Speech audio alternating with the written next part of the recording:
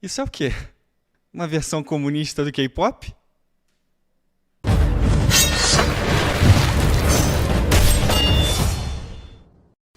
Senhoras e senhores, quando saiu esse clipe aqui, eu não acreditei. Desde as finadas Alemanha nazista e a União Soviética, que o diabo as tenha, a gente não tem o prazer desgraçado de ver um governo fazer uma propaganda tão chocante quanto essa aqui. Assim, eu só ficaria mais chocado se eles estivessem usando Insider, porque Insider, senhoras e senhores, é qualidade pura. E qualidade pura e Coreia do Norte, né?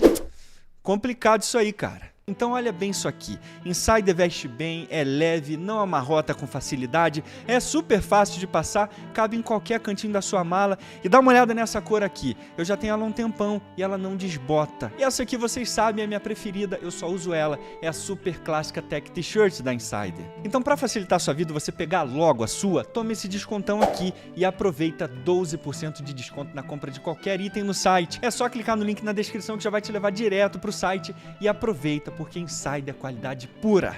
Mas não muda de assunto não. Nesse vídeo aqui, a gente vai se divertir com um super hit comunista norte-coreano que, como o comunismo é um movimento de massas e que atinge o mundo inteiro, com certeza ele já deve estar em primeiro das mais ouvidas do Spotify, ó. Deixa eu dar uma olhada aqui. Quer ver? Top músicas do mundo. Primeiro lugar, Taylor Swift, Fortnite. Depois Taylor Swift. Depois Taylor Swift. Nada do Quinzinho. Vamos ver aqui. Top músicas do Brasil. Gosta de Rua, Ao Vivo, MTG Quero Te Encontrar, Entra na Defender, Haverá Sinais, Não Vou Namorar, também não. Deixa eu colocar aqui. K-pop comunista. Comunista de boteco, Gatinha comunista. Que é isso aqui, meu Deus?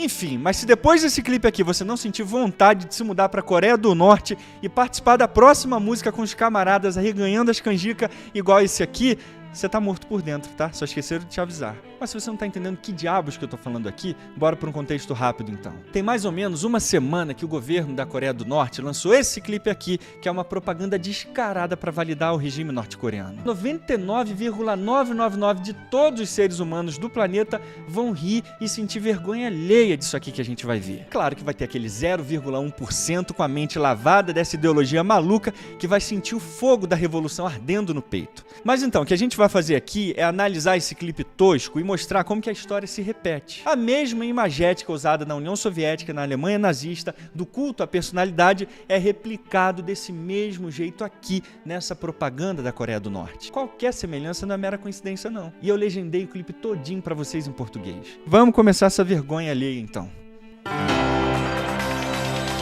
Já começa com essas crianças aqui soltando pomba, essas minas pulando. O que elas estão olhando aqui? Uma tá olhando pro lado, outra tá olhando pra frente, outra pra cima.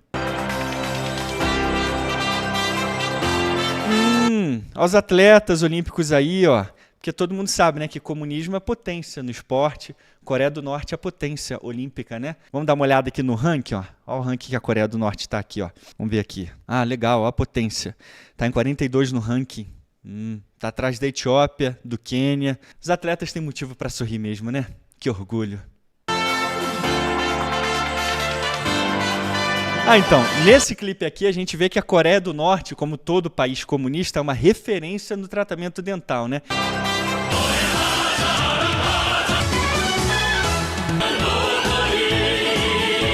Isso é claramente uma herança da União Soviética.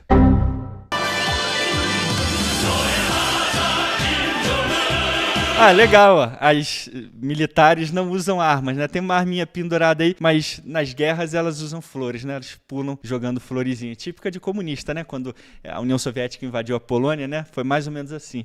Chegaram pulando, saltitando, né? Com alegria. Assim, acabaram matando umas dezenas de milhares lá, mataram e mandaram para campos de concentração outras centenas de milhares na Lituânia, Letônia e Estônia, mas todos sabemos que Stalin amou demais. Aliás, se você quiser saber mais sobre essa demonstração gratuita de amor da União Soviética a esses países, eu recomendo muito que você assista esse vídeo novinho que eu acabei de lançar, o Pacto Nazi-Soviético e o Início da Segunda Guerra Mundial. Então é legal imaginar que o exército norte-coreano é humanista assim, né? Ameaça jogar uma bombinha atômica aqui, outra ali, né? Mas as flores são as armas principais de todo regime comunista, né? Pode perguntar a qualquer polonês que a União Soviética invadiu, que eles vão dizer pra você que era isso aí mesmo.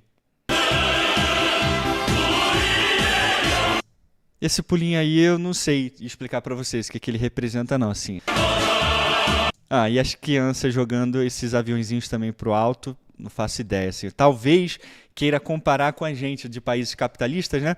Que quando a gente era criança, a gente dobrava folhas de papel, né? Fazia de caderno, né? A gente virava as folhinhas lá de caderno e fazia aquelas gaivotas, né? Que a gente jogava assim. E aí eles têm aviãozinhos de verdade, né? De plástico, que é só para jogar na nossa cara. As crianças lá dentro da Coreia do Norte, na escola, tem aviãozinho, né, de plástico dado pelo governo. Assim, a gente já está em 20 segundos de clipe e norte-coreano só pula o dia inteiro, porque todas as cenas são eles pulando aqui, pulando, criança pulando, operário pulando, gente pulando, militar pulando, todo mundo só pula na Coreia do Norte, né? É uma alegria que transborda tanto que eles não conseguem nem andar. Aí. Ih, rapá! Harry Potter da comunada coreana. Viu a varinha na mão do cara? Fazendo assim e aparecendo as letrinhas aí no pôr do sol, ó.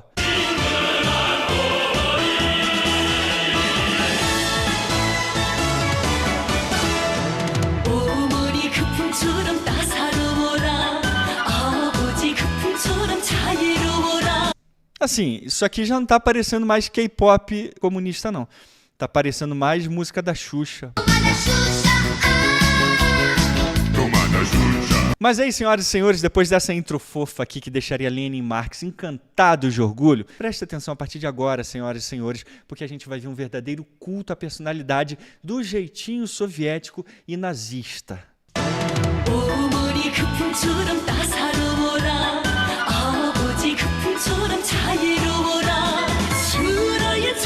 Coração caloroso como sua mãe, benevolente como seu pai. Ele está segurando seus 10 milhões de filhos em seus braços e cuidando de nós de todo o seu coração.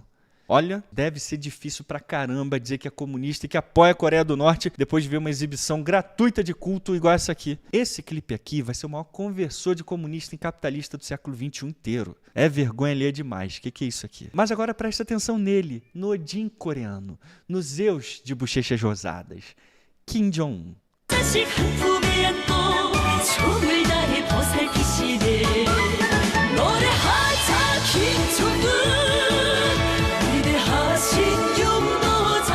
É por isso que esse movimento comunista maluco não cresce em lugar nenhum do mundo. Qualquer um que vê isso aqui vê que se trata de uma cegueira mental maluca e quer ficar longe dessa noia toda aqui. Uma merda! Isso aqui é mera e pura propaganda de um regime, de um líder carismático para validar o seu regime. Isso aqui é uma monarquia elitista que se retroalimenta. Elites cooperam entre si para manterem-se no poder, no mesmo estilo absolutista francês que durou séculos e levou séculos para cair. Só que a história mostra que, assim como a França, uma hora o bicho pega, mesmo que demore pra caramba pra isso. Mas enquanto isso, na Coreia do Norte, quando o pai dele saiu, ele entrou.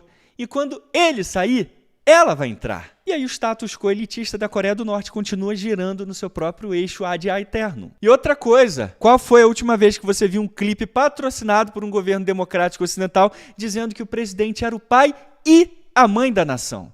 Cuidado com o exemplo que você vai dar aí, hein? Que ele pode ser julgado contra você. Não esquece que líderes vitalícios com poderes totais só existiram em monarquias absolutistas e em regimes totalitários, igual a Alemanha nazista e a União Soviética. Que quando teve votações, foram votações manipuladas e controladas de perto pelo governo. E não esquece que quando eleições davam errado, elas eram canceladas e refeitas vez após vez, até o governo ficar satisfeito com as eleições. Foi exatamente isso que aconteceu com a União Soviética desde a sua fundação. Desde antes do golpe bolchevique de outubro de 1917, já estava marcada a Assembleia Constituinte, que aconteceria no mês seguinte. Os bolcheviques não chegaram a 25% dos votos totais de toda a Rússia. Os vencedores absolutos das eleições foram os sociais revolucionários. Mas aí, o que os bolcheviques fizeram?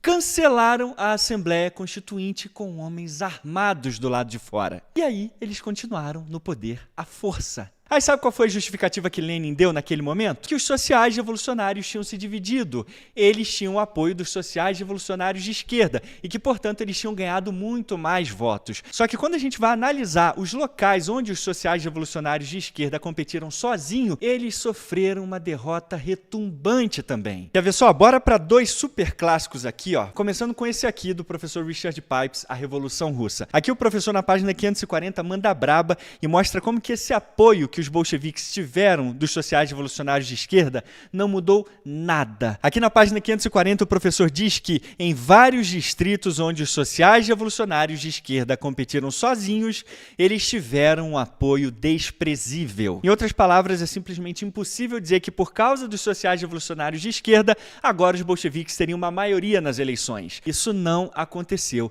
E uma outra obra, um outro clássico também, dessa vez de um marxista revisionista, o professor Stephen Smith, nessa obra aqui, Rússia em Revolução. Ele deixa claro exatamente esse mesmo ponto do professor Richard Pipes aqui, ó. Aqui na página 155, o professor diz que os sociais revolucionários de esquerda sozinhos não se saíram bem nos distritos onde há registro de sua participação individual. Ou seja, mais um especialista atesta como os bolcheviques fracassaram nas eleições. E um outro historiador russo, dessa vez o professor Vladimir Brovkin, nessa obra aqui fantástica, que é a Rússia após Lenin. Ele mostra pra gente como que nas eleições dos anos 25 e 27, os bolcheviques comunistas foram completamente derrotados por outros partidos que inclusive os camponeses queriam apoiar. Então os bolcheviques só conseguiram se manter no poder ilegítimo com o uso da força e do terror. E no caso da Coreia do Norte, acontece exatamente o mesmo padrão de repressão para se manter no poder. Olha só o artigo da professora norte-coreana Kyung-Ae Park chamado Mudança de Regime na Coreia do Norte, Reforma Econômica e Oportunidade de Estruturas Políticas. Ela mostra como que a influência da sociedade civil é extremamente fraca e que uma possível liberalização do regime só seria possível de cima para baixo, ou seja, o governo tem que querer fazer essas reformas para então a sociedade civil receber os benefícios, porque de outra forma é simplesmente impossível nas atuais condições do país. O povo não tem meios legais de se fazer ouvir. E curiosamente, só em agosto de 2023 é que o governo norte-coreano sinalizou um possível flerte com alguma possível liberalização justamente para tentar legitimar o regime diante da comunidade internacional. E um detalhe importante aqui em relação a essa lei de agosto de 2023. É a primeira vez desde 1959 que o governo publica votos que vão contra ele. Detalhe importante agora. Sabe quantos votos contra o governo teve? Incríveis 0,37%. Agora, sabe o que é mais incrível ainda? Só líderes de nações comunistas e nazistas é que conseguem tanta aprovação popular assim, minha gente. Qual que será o segredo deles, hein?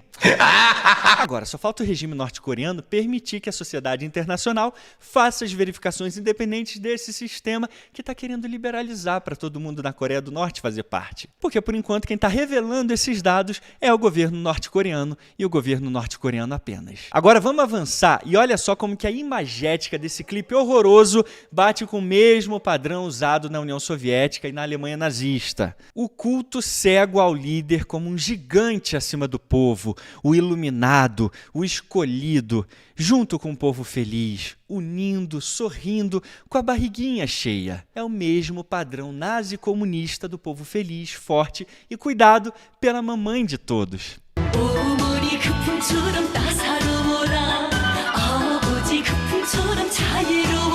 Só que quando a gente sai da propaganda descarada e vai para estudos sérios, isso não existe. Vamos para o estudo publicado agora, em 2020, na Humanities and Social Science Communications, publicação devidamente revisada pelos pares, inclusive chamado O que sabemos sobre a pobreza na Coreia do Norte? E aí, esse estudo aqui mostra um dado triste para quem gosta da Coreia do Norte. 60% dos norte-coreanos estão na pobreza. Vou repetir. 60% dos norte-coreanos estão na pobreza. Isso porque, de acordo com os pesquisadores, é virtualmente impossível ter dados rigorosos porque o governo simplesmente não publica dados verificáveis de confiança. E esses especialistas aqui usam uma série de verificadores para cruzar os dados e chegarem à conclusão mais segura possível. E um dos verificadores, inclusive, é a iluminação do próprio país. Olha só essa filmagem de satélite aqui, vamos ver os países à noite, ó. Bangkok, bem iluminado, né? Hanoi, olha. Hainan Island, Hong Kong, quanta luz, gente. Isso é que é o planeta iluminado, gente. É muita luz. Xangai. Pequim, a grande Pequim. E isso aqui é o quê? Uma ilha? Coreia do Sul. Parece até curto-circuito de tanta luz, meu Deus do céu. E Coreia do Norte? Parece um buraco negro na Terra? Mas tudo bem, todo mundo sabe que ter luz não significa qualidade de vida nenhuma. Afinal de contas, a galera na Idade Média também não tinha iluminação elétrica. É mesmo. E outra coisa, das duas uma. Ou um burguês da extrema-direita do Google meteu-lhe um Photoshop aqui e apagou tudo na Coreia do Norte. Ou os norte-coreanos gostam de dormir mais cedo e apagam tudo para economizar a luz para proteger o meio ambiente. Qual das duas opções você acha que é a mais correta?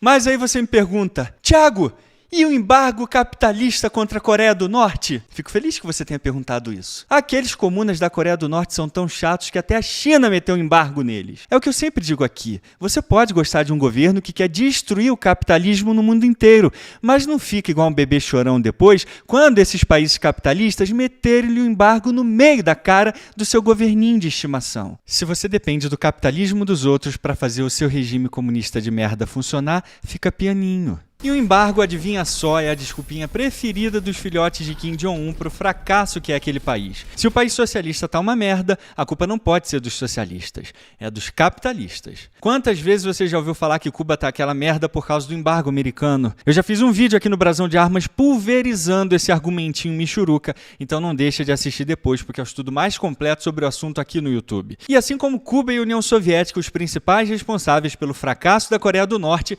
é o governo socialista fracassado. Vamos de estudo aqui, ó. Começando por esse estudo aqui, publicado pela Asian Survey, que é uma das maiores revistas de estudos asiáticos, chamado Coreia do Norte entre o colapso e a reforma. Aqui os professores fazem uma análise histórica do fracasso econômico da Coreia do Norte, mostrando que esse fracasso está na sua própria base ideológica, que vem desde 1955, conhecida como Juche, ou Juche, sei lá. Os professores dizem que, para além do seu papel na condução da economia norte-coreana ao colapso, o sistema político da Coreia do Norte sofre de uma série de fraquezas que podem resultar num colapso político que precede o econômico. Entre as mais importantes contam-se a institucionalização da corrupção política como um modo de vida, um sistema político monolítico e excessivamente centralizado, sem controles e equilíbrios, e uma dependência excessiva da ideologia e da coerção para motivar e controlar a população. Por isso, os professores mostram que a tragédia econômica norte-coreana é crônica e que, apesar de enchentes na década de 90 prejudicarem o setor agrícola, a agricultura vinha sendo prejudicada por anos de má administração comunista.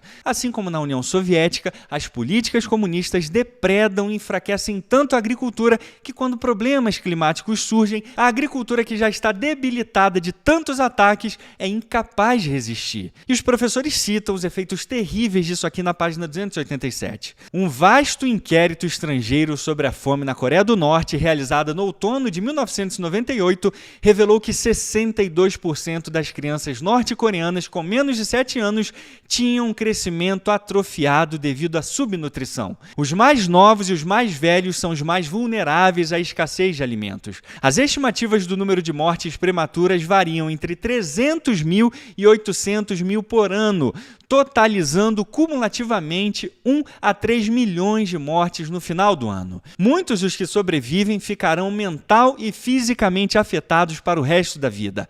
As autoridades norte-coreanas fazem pouco para cuidar da situação. Lembrando que essas tragédias aconteceram há 26 anos atrás apenas. Mas o professor mostra que, assim como na União Soviética e Cuba, a ditadura norte-coreana coloca a culpa por seus fracassos nos embargos, exatamente como defensores dessas ditaduras fazem até hoje. Mas esse argumentinho cai por terra quando a gente faz um rápido estudo como esse aqui. Aqui na página 302, os professores dizem que, uma vez que as únicas notícias que os norte-coreanos recebem vêm do governo, as pessoas, na sua maioria, parecem acreditar na linha de propaganda segundo a qual a Coreia do Norte está lidando com uma escassez global de alimentos e que, se as condições são piores para eles do que para outros povos, isso se deve apenas às recentes catástrofes naturais e ao efeito asfixiante do embargo econômico americano. Governo comunista, fracasso e propaganda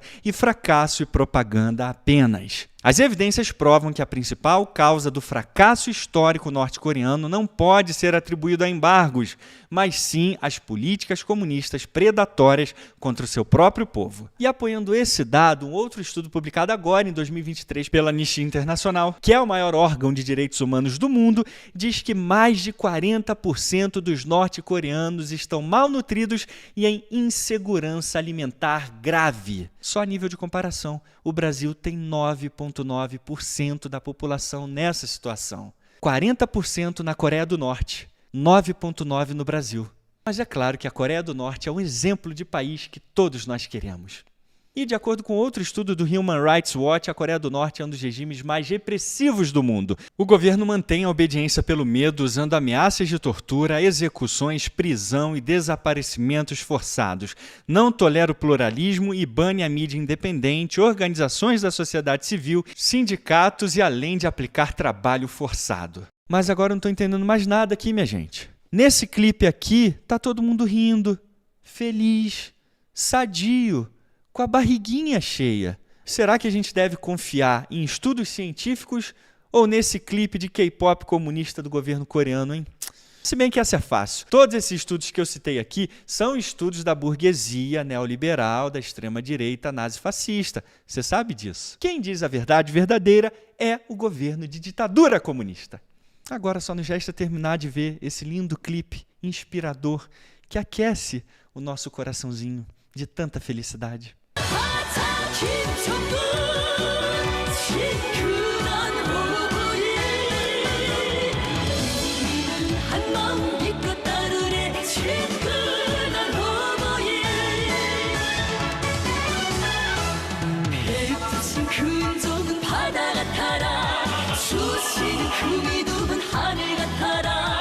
언제나 우리 곁에 함께 계시며 모든 소원 꼭 펴주시네.